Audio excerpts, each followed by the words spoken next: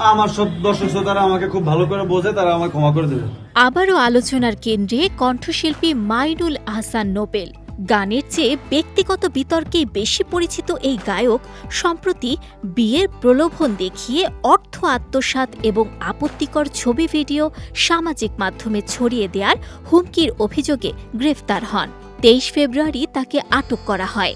পরদিন আপোষের শর্তে জামিনে মুক্তি পান তিনি। জামিনের পর সংবাদ মাধ্যমের মুখোমুখি হয়ে নোবেল নিজের অবস্থান ব্যাখ্যা করেন।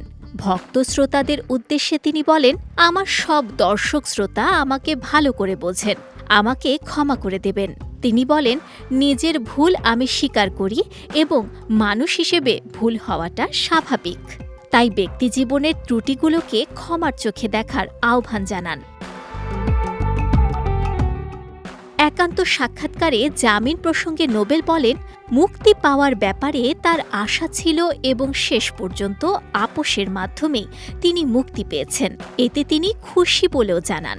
পাশাপাশি সমালোচকদের উদ্দেশ্যে বলেন, তার জীবনযাপন নিয়ে অতিরিক্ত বিচার না করে যেন তার সঙ্গীত নিয়েই ভাবা হয়। আক্ষেপের সুরে নোবেল আরও বলেন, একটা মানুষ যখন জেলে যায় তখন সে জেলে যায়, কিন্তু আমি যখন জেলে যাই, আমার যখন মামলা হয়, পুরো বাংলাদেশের মানুষ জানে। দেখেন ভাই, কিরকম একটা বিষয়।